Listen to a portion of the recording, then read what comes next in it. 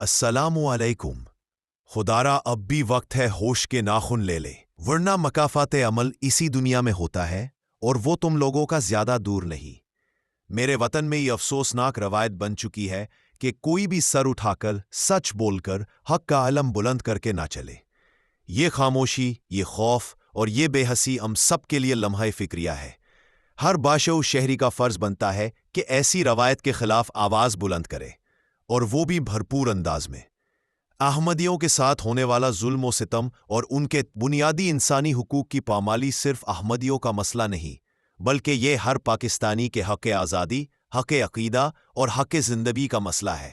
یہ مت سمجھیں کہ اگر آج یہ ظلم ایک مخصوص گروہ تک محدود ہے تو کل آپ محفوظ رہیں گے۔ آگ جب لگتی ہے تو وہ دیواریں نہیں دیکھتی، وہ سب کچھ جلا کر راکھ کر دیتی ہے۔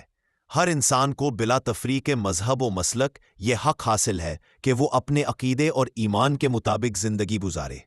نہ ریاست کو یہ اختیار ہے اور نہ ہی کسی فرد کو کہ وہ کسی دوسرے کے مذہبی معاملات میں مداخلت کرے۔ یہی بنیادی اصول ایک جمہوری اور مہذب معاشرے کی بنیاد ہے۔ احمدیوں کے حق میں آواز اٹھانا دراصل اپنی ہی بقا کے لیے آواز بلند کرنا ہے۔ اگر آج آپ خاموش رہے تو کل یہی ظلم آپ کے در پر بھی دستک دے گا۔ اس وقت سوائے افسوس، ندامت اور خالی ہاتھ کے کچھ نہ بچے گا۔ خدا کرے کہ میری قوم کی آنکھیں کھلیں اور ہم وقت پر وہ قدم اٹھا لیں جو ہمیں تباہی سے بچا سکے۔ سوچنے کی ضرورت ہے، ایک دروازہ جو اندر کھلتا ہے۔ انسان اگر اس بات پر سوچے تو بہت سی چیزیں حل ہو جائیں۔ ہم اس بات پر کچھ روشنی ڈال دیتے ہیں۔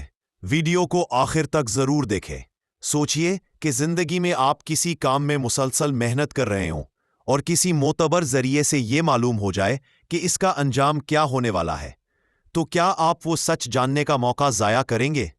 اگر وہ خبر امید افزا ہو تو دل کو قرار آ جائے، محنت میں اعتماد پیدا ہو اور انسان مزید ثابت قدمی سے اسی راستے پر چلتا رہے۔ اور اگر وہ خبر مایوس کن ہو لیکن وقت ابھی باقی ہو تو شاید یہی وہ موقع ہو جب انسان اپنی تدبیر، اپنی حکمت عملی پر نظر ثانی کرے اور بہتر نتائج کے لیے راستہ تبدیل کر لے۔ یہ کوئی خیالی بات نہیں۔ جو اصول ہم دنیا کے کسی کام میں برتے ہیں وہی اصول ہماری پوری زندگی پر بھی صادق آتا ہے۔ یہی وہ حقیقت ہے جو ایک مومن کی زندگی پر ہمہ وقت سایہ فگن ہے۔ ہم سب ایک ایسے امتحان سے گزر رہے ہیں جو نہ وقت کا پابند ہے نہ حالات کا محتاج۔ یہ آزمائش ہر لمحے، ہر قدم اور ہر رویے میں جاری رہتی ہے۔ اگرچہ اس کا حتمی نتیجہ قیامت کے دن ظاہر ہوگا، لیکن اللہ تعالیٰ نے ہمیں دنیا ہی میں ایسے عملی پیمانے عطا کر دیے ہیں جن کی مدد سے ہم اپنے انجام کی جھلک دیکھ سکتے ہیں اور یہ جان سکتے ہیں کہ ہم اس امتحان میں کس مقام پر کھڑے ہیں۔ تو آئیے کچھ دیر کے لیے رکیں، دنیا کی ہنگامہ خیزی سے الگ ہو کر دل کی عدالت میں خود کو پیش کریں۔ کسی فتوے یا ظاہری رائے کے بجائے اپنے وجدان، اپنے ضمیر اور اپنے باطن سے یہ سوالات پوچھیں۔ شاید ان میں چھپی سچائی ہمیں وہ جھلک دکھا دے جو کل ہمارے انجام کی مکمل تصویر بننے والی ہے۔ کیا میں ان لوگوں سے بھی خندہ پیشانی سے پیش آتا ہوں جنہیں دل قبول نہیں کرتا؟ کیا میرا سلام اخلاص سے ہوتا ہے یا بس تعلق نبھانے کی مجبوری بن چکا ہے؟ کیا میں اپنے ماتحتوں یا کمزور طبقات کے ساتھ عزت، شفقت اور حلم سے پیش آتا ہوں یا میرے رویے میں نخوت، تحکم اور تلخی جھلکتی ہے؟ کیا غصے کی حالت میں میری زبان میرے قابو میں رہتی ہے یا میرے الفاظ صرف تلخ نہیں، دلوں کو چیر دینے والے ہوتے ہیں؟ جب کوئی دل دکھائے تو کیا میں صبر کرتا ہوں یا کسی محفل میں اس کی عزت کو خاک میں ملانے کی راہ ڈھونڈتا ہوں؟ کیا میں کسی کی غیر موجودگی کو دل کی بھڑاس نکالنے کا موقع بنا لیتا ہوں اور پھر اس کی خامیوں کو بڑھا چڑھا کر پیش کر کے افواہ کو الزام اور الزام کو بہتان بنا دیتا ہوں؟ کیا میرا علم، میری زبان اور میرا انداز گفتگو دوسروں پر اپنی برتری جتانے کا ذریعہ ہے یا واقعی ایک خیر خواہانہ پیغام؟ کیا کسی مخالف کی لغزش میرے دل کو سکون دیتی ہے، جیسے اندر چھپی انا کو ایک خاموش فتح مل گئی ہو؟ اور کیا میں اس لمحے کو اصلاح کا نہیں، انتقام کا موقع سمجھتا ہوں؟ کیا میرا ظاہر وہی ہے جو میرا باطن ہے؟ کیا میری تنہائی اور میری محفل، میرے قول اور میرا عمل ایک ہی سچ بولتے ہیں؟ یا میں ہر ماحول کے مطابق چہرہ بدلنے کا ہنر جانتا ہوں؟ کیا میں کبھی کسی دنیاوی منفعت کے لیے اپنے ضمیر کو خاموش کرا دیتا ہوں، حتیٰ کہ اس لمحے بھی جب میرے سامنے عدل رون دیا جاتا ہے؟ 10. کیا میں بااثر لوگوں کی قربت حاصل کرنے کے شوق میں اپنی عزت نفس کا سودا کر بیٹھتا ہوں؟ کیا میں اپنی زبان، رائے یا خودداری کو محض ان کی خوشنودی کے لیے گروی رکھ دیتا ہوں؟ کیا میرے والدین میرے سلوک میں وہ محبت محسوس کرتے ہیں جو ان کا حق ہے، یا میں محض خدمت کے پردے میں ایک خاموش بیگانگی چھپا رہا ہوں؟ کیا دوسروں کی ترقی پر میں دل سے خوش ہوتا ہوں، یا میرے دل میں چھپا ہوا حسد چاہتا ہے کہ یہ عزت ان سے چھن جائے؟ کیا میں سچ بولنے کی ہمت رکھتا ہوں جب وہ میری عزت کو خطرے میں ڈال دے، یا لوگوں کے ڈر سے کسی پرانے جھوٹ کا اقرار نہ کروں؟ کیا میری نیکی واقعی خدا کے لیے ہوتی ہے، یا میں چاہتا ہوں کہ لوگ اسے دیکھیں، سراہیں اور مجھے نیک کہیں؟ کیا میری بے وقت تنقید، میری اونچی آواز یا میرا طنز کسی ایسے دل پر بوجھ ڈال دیتا ہے جو صرف خاموش رہ کر سب کچھ سہ لیتا رہے؟ کیا میری نماز رب سے ملاقات ہے یا محض سر جھکانے کی مشق؟ کیا میرا روزہ نفس کی اصلاح ہے یا صرف بھوکا رہنے کا معمول؟ کیا میری زکوٰۃ کسی ضرورت مند کی امید بنتی ہے یا بس سالانہ حساب کا ایک مرحلہ؟ کیا میں اختلاف کے لمحے میں دلیل سے بات کرتا ہوں یا مخاطب کی دکھتی رگ پر ہاتھ رکھ کر اس کی عزت نفس کو رون دیتا ہوں؟ کیا میں غلطی پر خود کو پیش کر کے اقرار کرتا ہوں یا کسی اور کو قصوروار بنا کر خود کو معصوم ظاہر کرتا ہوں؟ کیا میں تنہائی میں بھی وہی کچھ کرتا ہوں جو میں چاہتا ہوں کہ دنیا کے سامنے ہو، یا میرا اصل چہرہ صرف اندھیرے میں ظاہر ہوتا ہے؟ کیا میں دوسروں کو نصیحت کرتے ہوئے کبھی خود کو اس ترازو میں تولتا ہوں جس پر دوسروں کو پرکھتا ہوں؟ شاید یہی وہ لمحات ہوتے ہیں جہاں انسان کو خود سے سوال نہیں، سچ مانگنا چاہیے۔ جب سوالات صرف الفاظ نہیں رہتے، وہ آئینہ بن جاتے ہیں، اور آئینے کے سامنے آدمی صرف دوسروں کی نہیں، اپنی اصل صورت بھی دیکھ لیتا ہے، وہ صورت جو دنیا سے چھپی نہیں لیکن خود سے چھپائی گئی ہوتی ہے۔ ہم اکثر دنیا کے اسٹیج پر اپنی کامیابی، مقام اور تاثر کو ہی اصل کامیابی سمجھ بیٹھتے ہیں۔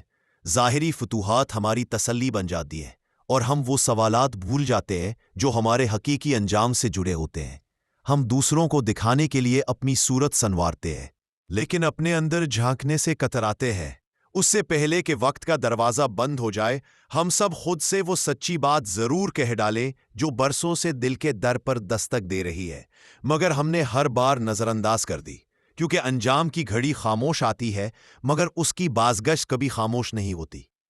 کیا کبھی اپنا جائزہ لیا ہے؟ نہیں لیا تو آج ضرور لے، اور کمنٹ سیکشن میں ضرور بتائیں۔ نئی اپڈیٹ کے لیے چینل کو سبسکرائب ضرور کریں اور ویڈیو کو بھی شیئر ضرور کیا کریں۔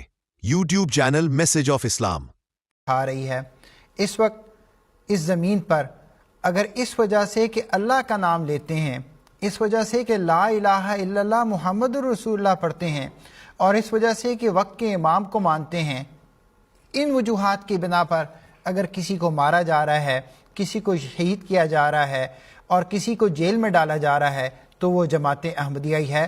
ہم اپنے مخالفین کو بار بار یہ عرض کرتے ہیں، یہ الہی سلسلہ ہے اور اس کی حفاظت کی ذمہ داری بھی اللہ تعالیٰ نے لی ہوئی ہے۔ اس لیے کسی بھی مخالفت سے پہلے سب سے پہلے تو سنت انبیاء کو دیکھ لیں، اور پھر اپنے خدا تعالیٰ سے پوچھیں، اور یہ خود تحقیق کرنے کی کوشش کریں کہ جماعت احمدیہ جو دعویٰ کر رہی ہے وہ سچا ہے یا سچا نہیں ہے۔ حافظ مشہود صاحب، کافی سارے سوالات آ چکے ہیں اور ہم کوشش کریں گے کہ جلدی جلدی یہ آپ کے سامنے پیش کریں۔ ہمارے بھائی ہیں جاوید اقبال صاحب، وہ سوال یہ پوچھ رہے ہیں، امام مہدی کی آمد کے بارے میں قرآن و حدیث میں کہاں کہاں ذکر ملتا ہے؟ مختصراً بتا دیں۔ سب سے پہلی بات تو یہ ہے کہ امام مہدی کے بارے میں یہ بات یاد رکھنی چاہیے ہے کہ تمام انبیاء جو آئے دنیا میں، ان کو قرآن کریم بڑی وضاحت اور صراحت کے ساتھ کہتا ہے کہ وہ سارے امام مہدی تھے۔ تو یہ یاد رکھنے والی بات ہے کہ جتنے انبیاء ہیں ان کی جو مختلف صفات ہوتی ہیں، ان صفات میں سے ایک صفت ان کی یہ ہوتی ہے کہ وہ امام مہدی ہوتے ہیں۔ مثلاً دو جگہ پر قرآن کریم میں اللہ تعالیٰ نے یہ بات بیان کی، ایک سورۃ الانبیاء میں آیت نمبر 74 ہے، جس میں اللہ تعالیٰ نے فرمایا وَجَعَلْنَاهُمْ أَئِمَّةً يَهْدُونَ بِأَمْرِنَا، انبیاء کا ذکر کیا ہے، نام لیے ہیں حضرت ابراہیم، اسماعیل، اسحاق، یعقوب وغیرہ علیہ السلام کا، اور فرمایا کہ یہ وہ لوگ تھے جن کو ہم نے امام بنایا تھا، ایسے امام تھے جو ہمارے حکم سے ہدایت دیتے تھے۔ تھوڑے سے لفظ کے فرق کے ساتھ یہی آیت جو ہے وہ سورہ سجدہ میں بھی اللہ تعالیٰ نے دہرائی ہوئی ہے۔ پھر حضرت ابراہیم علیہ السلام کو اللہ تعالیٰ نے فرمایا انی جاعلک للناس اماما، کہ میں تجھے امام بناؤں گا۔ تو کہنے کا مطلب یہ ہے کہ جتنے بھی انبیاء دنیا میں آئے وہ سب امام مہدی تھے۔ اب سوال یہ ہے کہ قرآن کریم میں اس کا ذکر کہاں ملتا ہے؟ تو بڑی وضاحت کے ساتھ جو سورہ جمعہ ہے اس کی وہ آیت جس میں اللہ تعالیٰ نے فرمایا ہے وَآخَرِينَ مِنْهُمْ لَمَّا يَلْحَقُوا بِهِمْ کہ حضور صلی اللہ علیہ وآلہ وسلم کی بعثت جو ہے وہ دوبارہ آخری دور میں بھی ہوگی. اور صحابہ نے پوچھا کہ من ہم ہاؤلائی، یہ لوگ کون ہیں؟ تو آن وسلم نے حضرت سلمان فارسی کے کندھے پر ہاتھ رکھ کر وہ بڑی مشہور حدیث جو بخاری کی ہے فرمایا لو کان الایمان معلقا عند الثریا لنالہ رجل اور رجال من ہؤلاء. اگر ایمان اگر آسمان پہ بھی چلا گیا تو سلمان فارسی کی قوم کے بعض لوگ اس کو دوبارہ زمین پر قائم کریں گے. تو حضور صلی اللہ علیہ وسلم کی بعثت جو ہے وہ دوبارہ ہونی تھی اور تمام انبیاء امام مہدی ہیں. اب احادیث سے اگر ہم اس بات کو ذرا دیکھیں تو ایک دو حدیثیں یہاں پہ بیان کروں گا. بہت ساری حدیثیں جس میں یہ بات ثابت ہوتی ہے. مثلا ایک چھوٹی سی حدیث ہے لل مہدی الا عیسیٰ، کہ جو آنے والا مسیح ہے مہدی ہے وہی عیسیٰ ہے. تو یہاں پر عیسیٰ علیہ السلام کو مہدی کہا ہے کہ نہیں کہا خدا تعالیٰ کے رسول نے؟ اور یہ ابن ماجہ کی حدیث ہے. پھر اسی طرح ایک اور مسند احمد بن حنبل کی ایک بڑی مشہور حدیث ہے جس میں آصر نے فرمایا کہ عیسیٰ ابن مریم تم لوگوں میں آئیں گے اور وہاں پر جو صفات بیان کی ہیں ان میں سے ایک صفت یہ بیان کی ہے اماماً مہدیاً، آپ امام مہدی ہونے کی حالت میں آئیں گے. تو آنے والا جو مسیح ہے اس کو مسیح ابن مریم اس کو حضور صلی اللہ علیہ وسلم نے امام مہدی بھی کہا ہوا ہے. اور یہ کوئی انوکھی بات نہیں ہے، جیسے میں نے قرآن کریم کے حوالے سے عرض کی ہے کہ جتنے انبیاء آئے ہیں وہ سارے کے سارے جو ہیں وہ امام مہدی ہی تھے. آخری بات یہاں پہ عرض کر دوں، پھر مجھے اندازہ ہے کہ سوالات بہت زیادہ ہیں آج ہمارے پاس.